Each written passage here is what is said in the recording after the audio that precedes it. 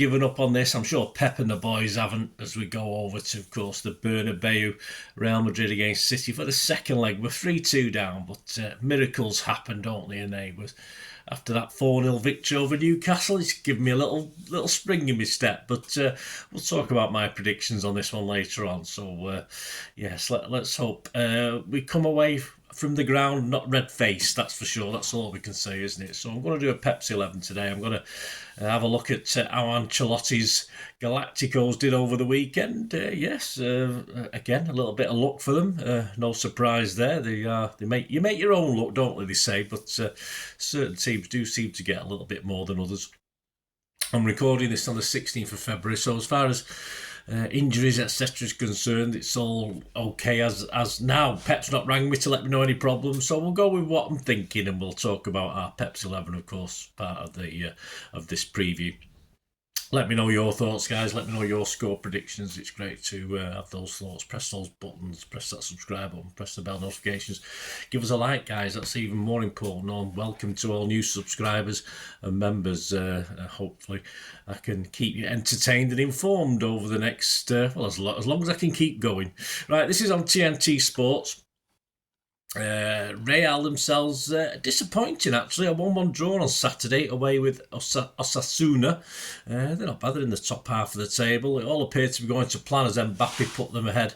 But a red card for, Jude Bellingham. Yes, for dissent. There you go. Everyone was a bit surprised. But yeah, I thought thoroughly deserved it, of course. Before half-time, that was in the 36th minute or so. This sort of well-organised Osasuna keep the 10 men at bay, and they were well worth their second half equaliser as well from the penalty spot. And of course, that meant Atletico Madrid had the chance to leap over them into top spot. But there you go, the good news for the Galacticos. More good fortune, as I said, as Atletico missed the chance of going top as they drew at home against Celta Vigo 1-1. So Real remain top, a point clear of their City neighbours over there. So no damage done, as we were, if you like. And they will approach the second game with City, of course, still high on confidence that they can get the job done with that 3-2 lead at the moment. I don't want to speak too much about that. I want to look at R11. That brings us on to Pepsi 11, of course.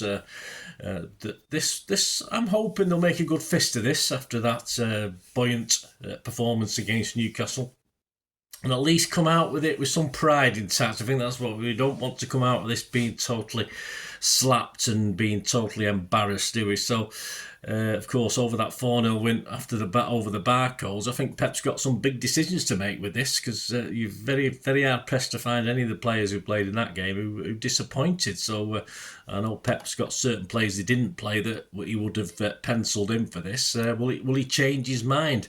Let's have a look at the team and squad against Newcastle. Edison, Lewis, Kusanov, Stones, Gvardiol, Nico, Gundo, Foden, Marmoush, Savi and Haaland. Of course, so there's a little doubt over Haaland, but hopefully it's okay. Subs, Ortega, Kovacic, Doku, De Bruyne, Bernardo, Reis, Nunes, O'Reilly and McAtee. So let's hope, fingers crossed, all Big Erling's okay. Rested for Wednesday, of course, weren't even in that squad, were Ruben Diaz and Nathan Ake, who I presume are both fully fit. So I'd have to imagine we're both penciled in as Pep's starting 11 for the trip to Madrid.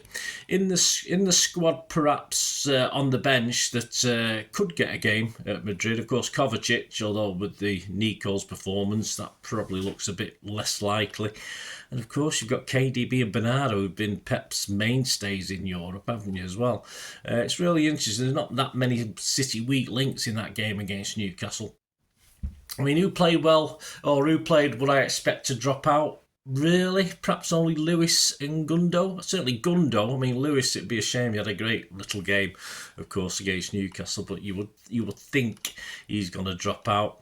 Will Pep give KDB what could possibly, let's face it, be his last European game for City? But can City function a little bit better without him? We certainly did against Newcastle. Bring him on if necessary, just as the last 20 minutes if we need to throw caution to the wind. But whether that would win us the game, I'm not overly sure anyway. I don't think KDB is an impact substitution at that late stage. He's probably pushing it a bit. The right back position is the problem. Kusanov or even Lewis, have they done enough? Surely not the Nunes experiment. I think we can say that's going to be put back on the back burner, and that's pretty dead in the water. So of course he could put Stones at right back with no Akanji, which is a big loss, as Akanji did a pretty good job for the first half, but we've not got him, so it's no good whinging about it or thinking about it. So this is my back five for this game, or certainly looks like it could be my back five. Ederson, Kusanov, Diaz, Aki and Gvardiol. I don't think that's a bad back five. Nico was surely convinced Pep to start him in that sort of Rodri role, if you like, number 6, which you want to call it. Up top, surely Marmouche has surely done enough with Xavi and Haaland, if Haaland's fit, to be the best three-man attacking option. We need to score possibly a lot, don't we, to get through this one. So the front three's got to be that, surely. So you've got a back five there, a front three, which leaves a midfield of 3, doesn't it? As I say, but of course one of those has got to be Nico. I can't see Nico not playing in this. So this is what I'm going to go with. A bit of a surprise. I'm hoping I'll get most of these right. There might be 1 or 2 big decisions that I've got wrong and Pep will get right, hopefully, on the night. But this is my 11, guys. Let me know your thoughts and your 11s as well. Ederson, Kusanov, Diaz, Aki and Gvardiol. In front of them, Nico and a sort of alongside Stones here. I think, Stones surely, while he's fit, is an asset to any team. And Foden as well. I mean, Foden rather than KDB in there, certainly not Gundo or Kovacic. So Nico, Stones and Foden. And up front, yeah, it's got to be, hasn't it? Xavi, Marmouche and Haaland. Of course, Doku will be hanging on the bench there if need be. So Ederson, Kusanov, Diaz, Aki, Gvardiol, Nico, Stones, Foden, Xavi, Marmouche, Haaland. Let me know your thoughts. As I say, it's a hard, really big shout for Pep, of course. Good luck, boss, with that one. It's easy for me to do it, and I don't have to tell him who's not playing, do I? So that's okay. So there you go. Let me know your thoughts, guys. Right, predictions. Yes, it's a bit complicated, this. Of course, Andy Morrison predicted that we'd win the home leg 2-0, which meant it affected what he thought of the away leg. I have asked him, but a bit, only just recently, so he's probably not even seen it. I have asked him if he's amended his scoreline, but I've not had a response to that. But of course, he did say in his verdicts in the magazine, which he probably wrote this 2 or 3 weeks ago, if the first leg has gone as predicted, he predicted 2-0. No, it didn't, Andy. I think we go to their backyard and give a mammoth defensive performance. Well, that'd be nice, wouldn't it? A lot of people want to write us off, and that may suit us, but it will be a huge task. But I'm backing us to go through, and of course, Andy's predicted a 1-1 at the Bernabeu, which of course means we'll go out. Well, that's a positive result. You get 9-1 at the bookies on that one. So Andy's positive. As I said, it's a bit harder for Andy because of course he had to make these predictions way before he knew what was going to go on. Sadly, I think we're going to be glorious in defeat. I'm hoping in my heart's there, hoping that we can turn this round and start seeing the new City that we sort of enjoyed a bit against Newcastle, and hopefully we'll continue from there. But I can't predict a victory. I can't predict a victory in the Bernabeu. I'd love to go for a draw, but I think it'll be a brave fight and a brave loss at the end of the day. I think we left ourselves too much to do. But I predict we're going to score a couple of goals. But I think Real Madrid again will probably just outscore us as well. So I've gone for another 3-2 loss, which of course will make it 6-4 on aggregate. Won't ease the pain, but there's no embarrassment in that, and that's what I want to make sure we don't get embarrassed over there by this lot. In fairness, you can get 14-1 at the bookies on a 3-2 Real Madrid victory.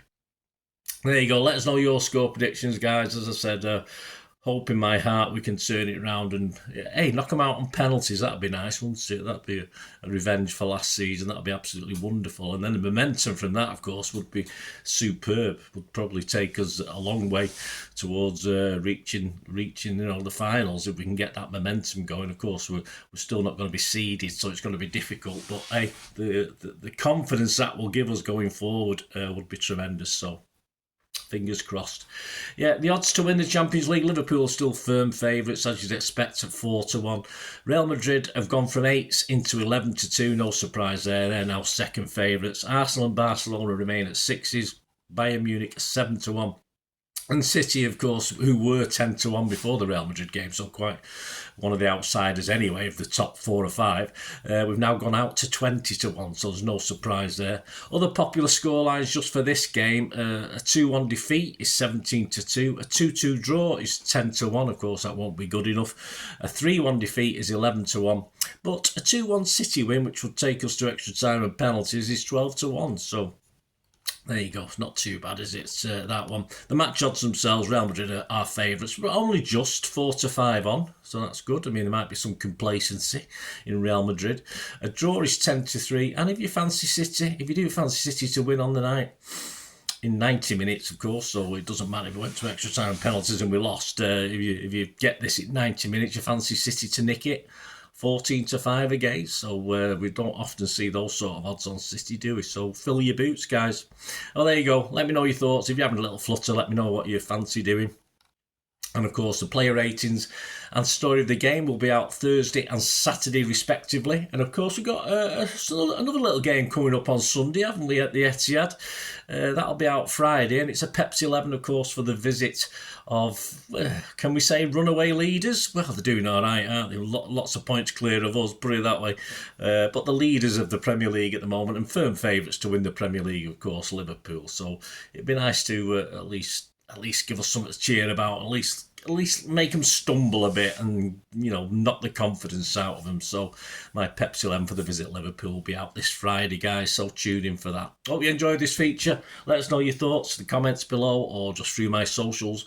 And as you know, if you want to support the channel, I'm not too proud not to ask, and there are ways of helping me out going forward. So if you want to do that, just stay watching and listening. I hope you enjoyed the feature, and if you can support me through the subscription, if you can subscribe, guys, that'd be wonderful if you've not already done so. We do actually have memberships at the moment, just 99p a month, so you get access to all my City stuff, including all the history vlogs, dozens and dozens not been published yet that you get immediate access to, and every time I do a edit and do a vlog, you get immediate access to it as well. So you can have a copy of scripts as well if you want any hard copy of the sort of things I do on matches and teams and managers and players, etc, etc. So if you can join the membership, that'd be wonderful. We'd fine. And if you want to support the channel just by watching the ads, that helps. Watch the ads, let them play through while you just have to check your phone or something, let it play out. And of course, if you follow any of the links, that always works as well. You follow a link to one of the ads and you fancy something. I've done it myself. I've followed a link and actually purchased something from another organisation. But it can happen. It can happen. Not all ads are stuff you're not interested in. And of course, if you can give us a like, guys, that would be absolutely fantastic. All likes are much appreciated. Anyway, thanks for watching. Until the next time, of course, I only ever ask one thing, don't I? Please, I ask you all to stay safe, especially you Blues. Until the next time, come on, City. Bye for now.